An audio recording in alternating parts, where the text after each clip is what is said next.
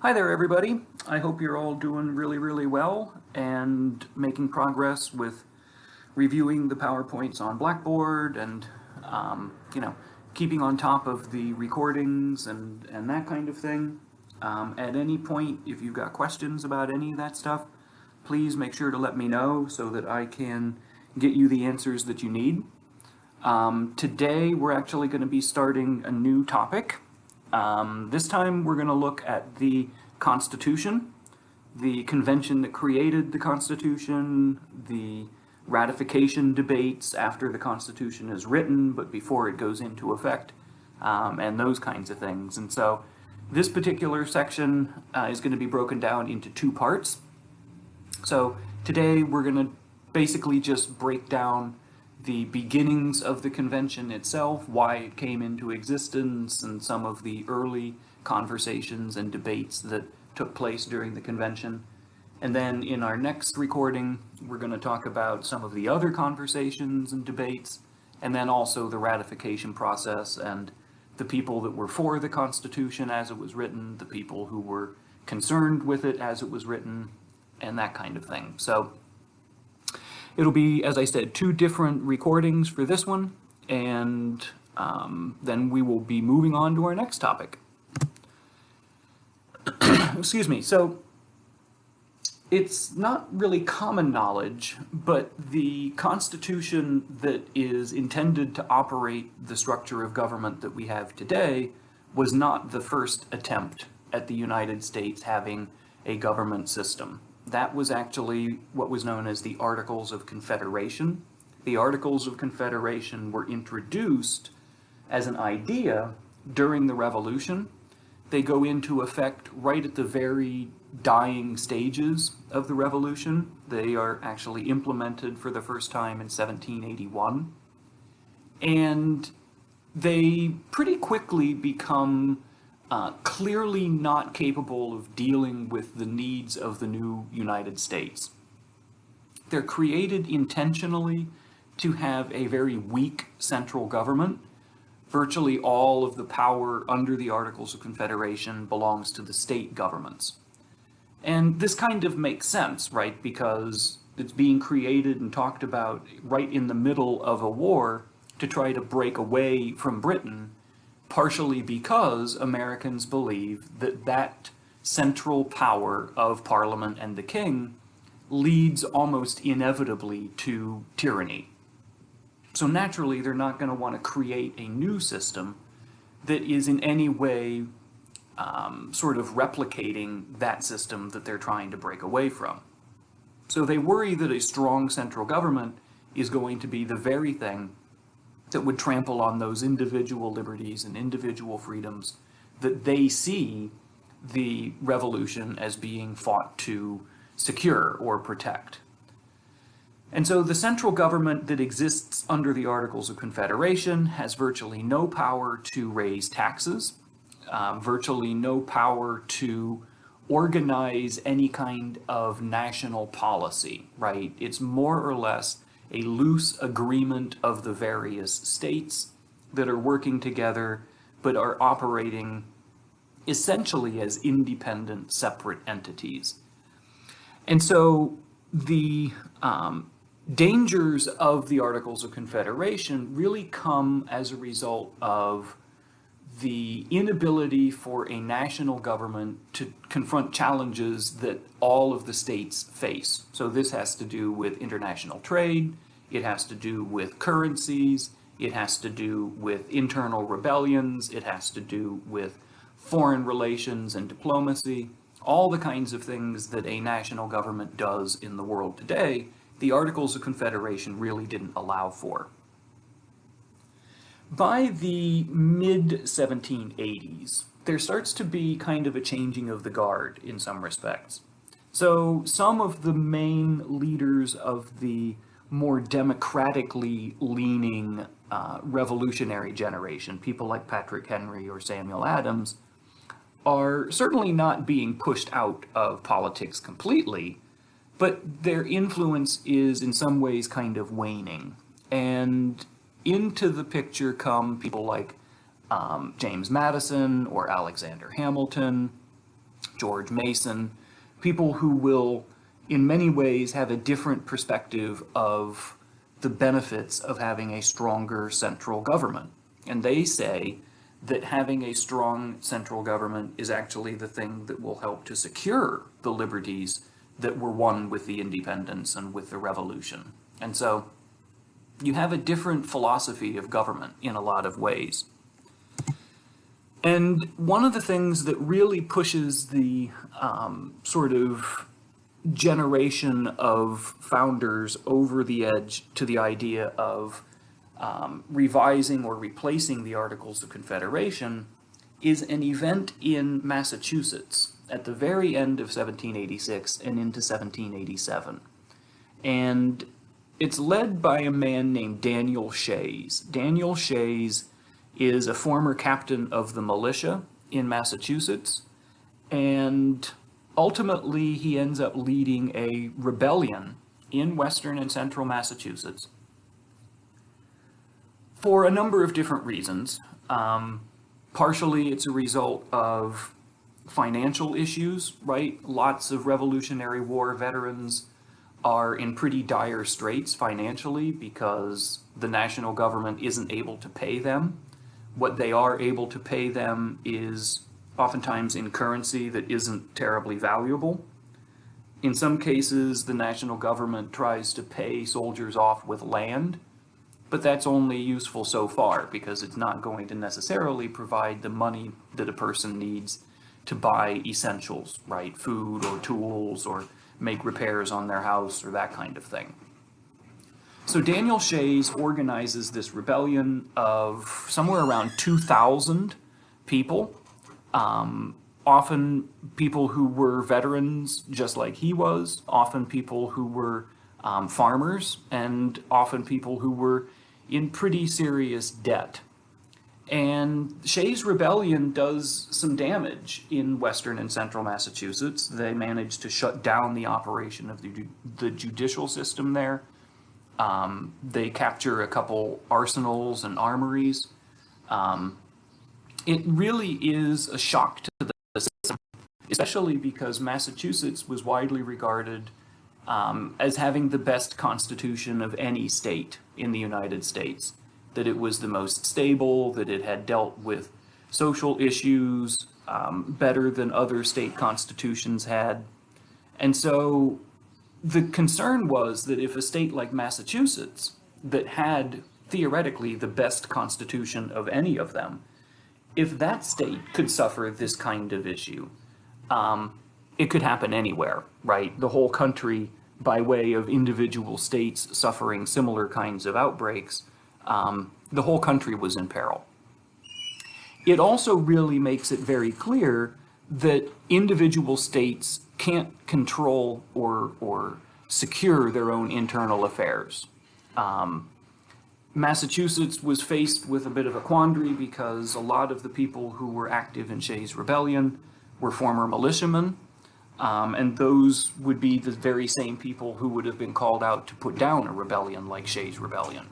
And so the realization starts to set in that maybe there is a need for a stronger, more centralized national government.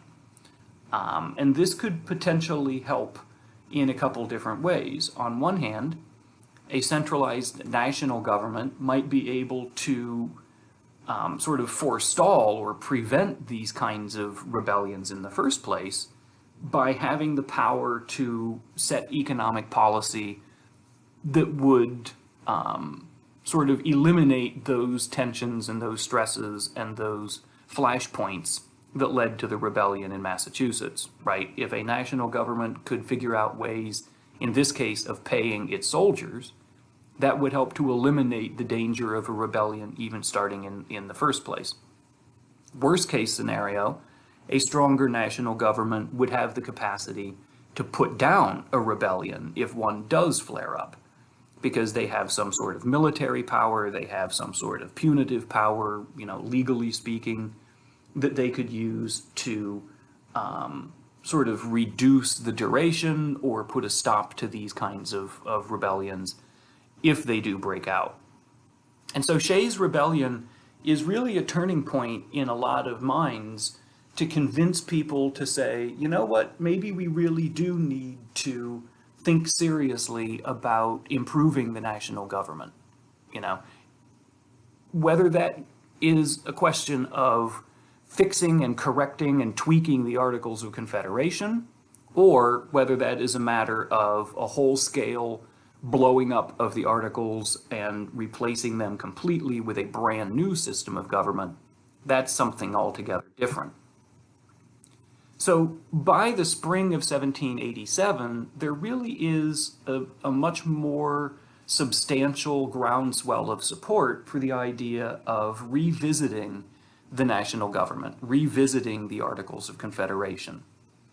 And so an invitation goes out to all the 13 states to send delegates to Philadelphia, where they will meet initially with the mandate or the responsibility of revising and improving the Articles of Confederation.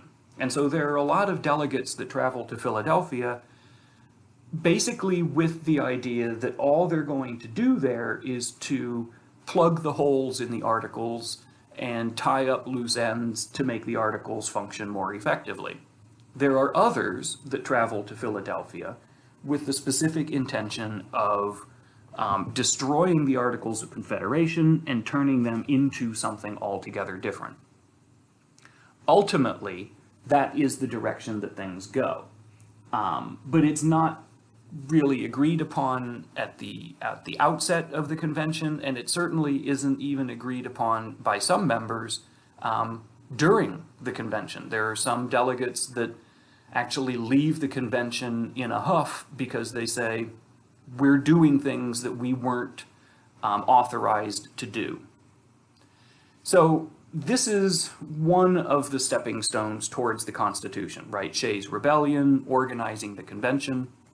One of the other essential components of all of this is George Washington agreeing to come out of retirement to preside over the convention. Washington was sort of hypersensitive to the way that he was going to be perceived by the American public and by history. And Washington, when he retires from leading the Continental Army in 1783, he goes back home to Mount Vernon, his plantation in Virginia, fully intending to not be active in public life again. But he is devoted to the American cause, and Shays' Rebellion, among other things, convinces Washington that the country needs him. So he agrees to come out of retirement to preside over the Constitutional Convention. He doesn't say a lot.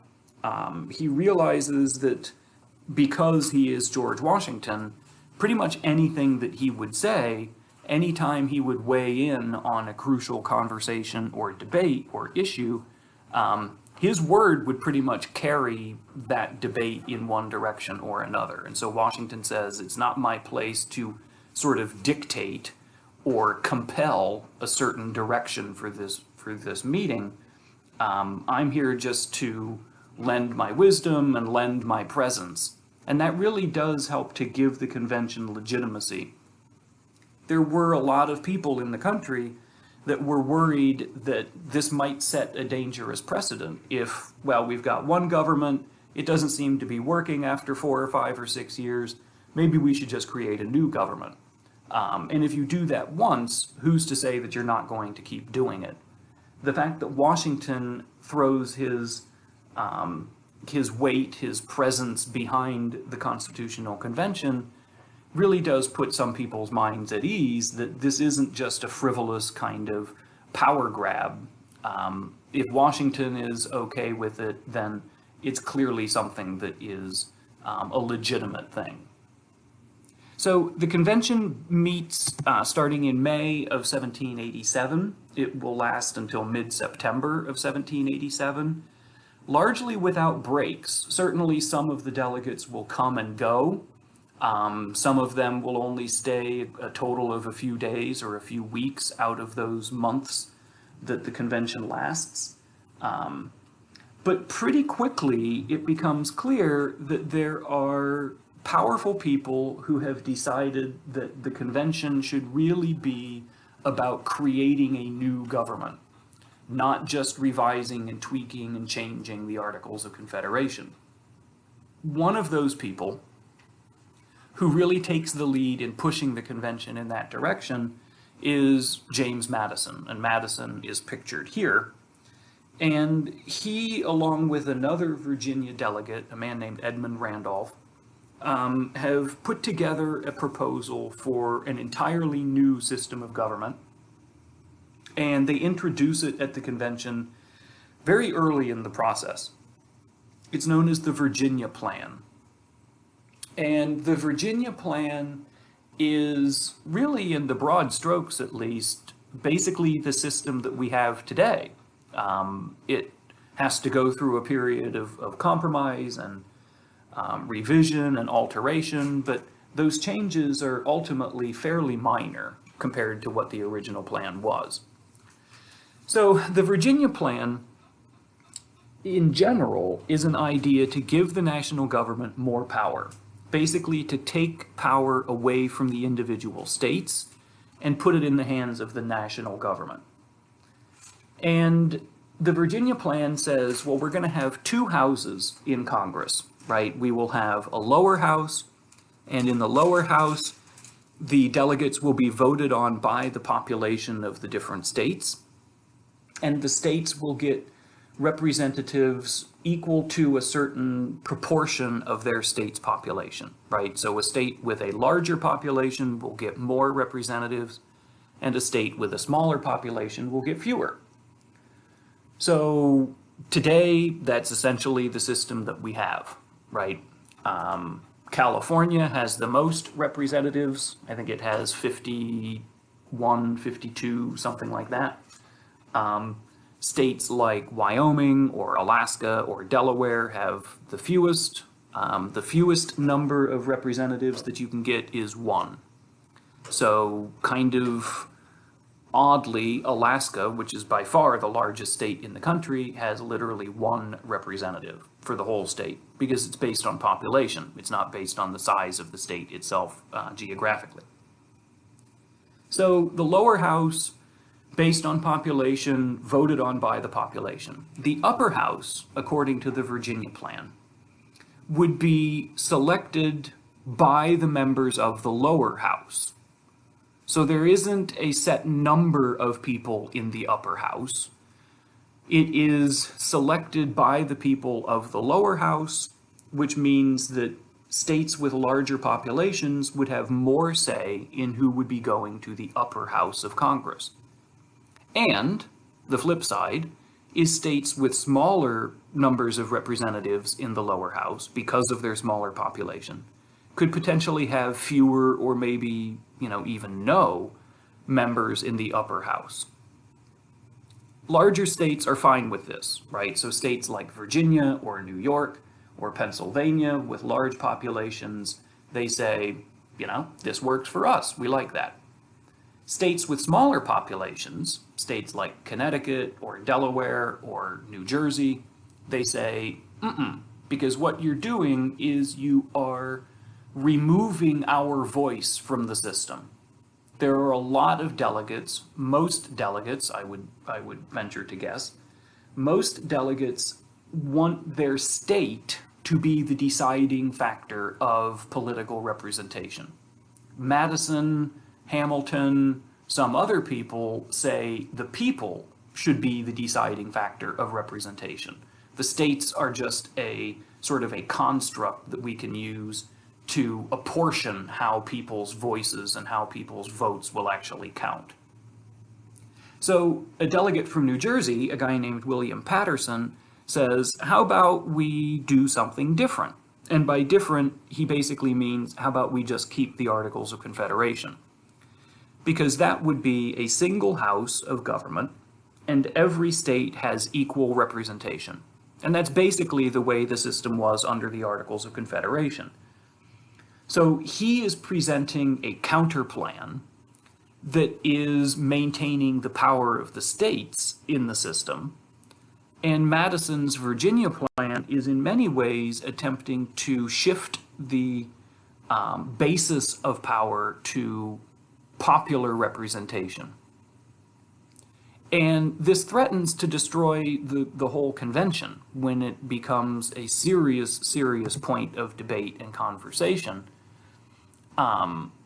It seems initially that the sides are going to be incompatible, that the small states aren't going to be able to find common ground with the larger states. In reality, though, both sides recognize that there is a definite necessity to have some kind of resolution, right? You've got to find a fix to all of this. Otherwise, the country potentially could break apart at the seams. And so there is a lot of motivation to find some kind of mutually agreeable solution. And that comes out of what's known as the Great Compromise. One of the figures that sort of takes the lead in the discussions that result in the Great Compromise, one of the figures is from Connecticut, and so sometimes it's referred to as the Connecticut Compromise. Basically, the Connecticut Compromise creates the system that we have in place today. So it uses a lot of what Madison and Randolph were proposing in the Virginia plan. It has the two-house legislature, right, bicameral legislature. The lower house is elected by the population of the state, and based on the state's population numbers. So it is, right, practically word for word the way the Virginia plan was organized. The upper house, though, is where the differences really start to emerge. The upper house in the Great Compromise provides equal representation for all the states in the Senate, right?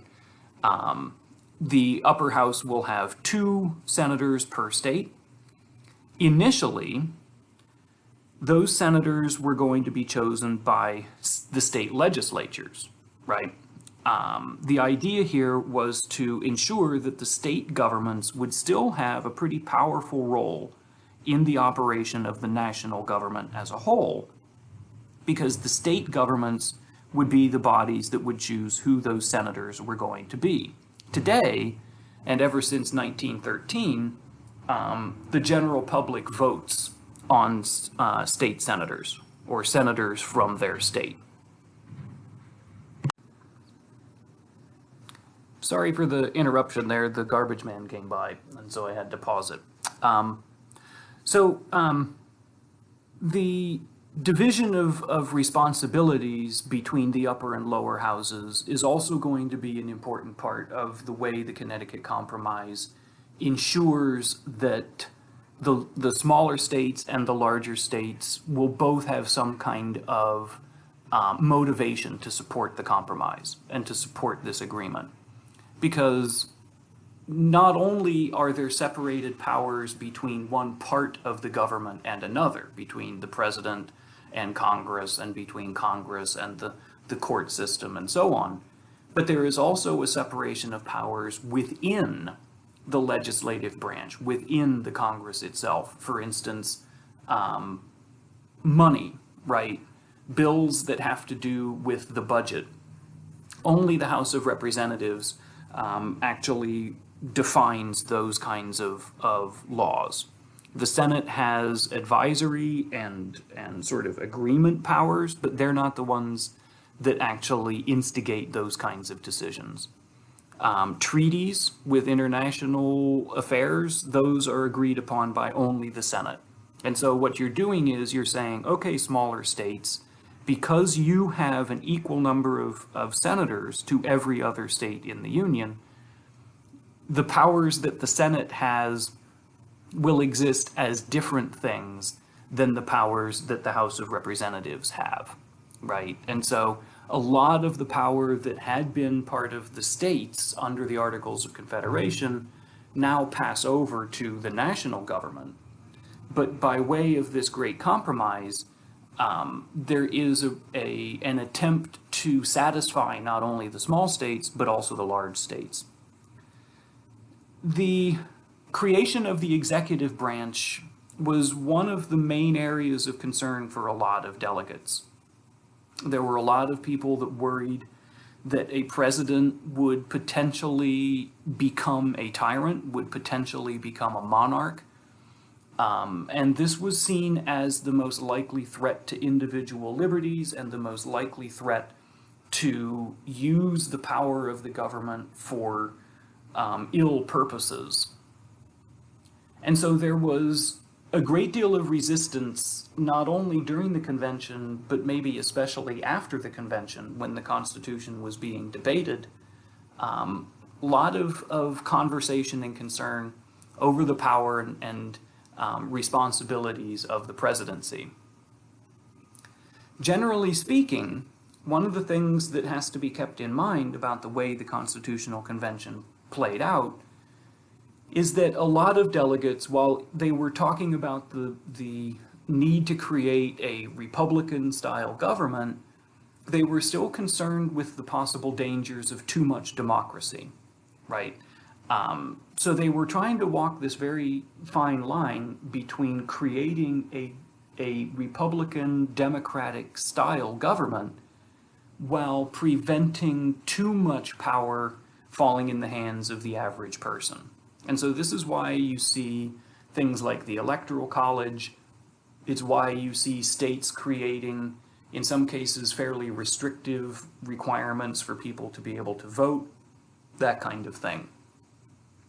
And so the Constitution is, in many ways, this kind of balancing act, where delegates had an idea of giving power over to the general public, but only to a certain point, while still wanting to retain the very significant role and responsibilities of particular classes of white American men, because it was a fairly narrow band that was deemed worthy of citizenship and worthy of political participation in the 18th century. So that has to be kept in mind as well.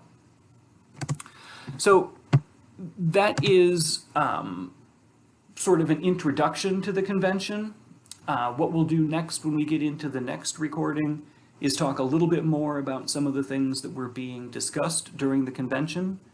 But then we'll also talk about the ratification debates and the process that followed, because it wasn't a foregone conclusion once the Constitution was written and agreed upon by the delegates. It wasn't a guarantee that it would actually go into effect. It had to be approved by the states, and in some cases those were razor-thin kinds of margins. And in some cases it took multiple votes before particular states would agree to ratify and basically join the union that the Constitution was creating. So I hope everybody is doing really well. Let me know if you've got questions, and I will see everybody soon.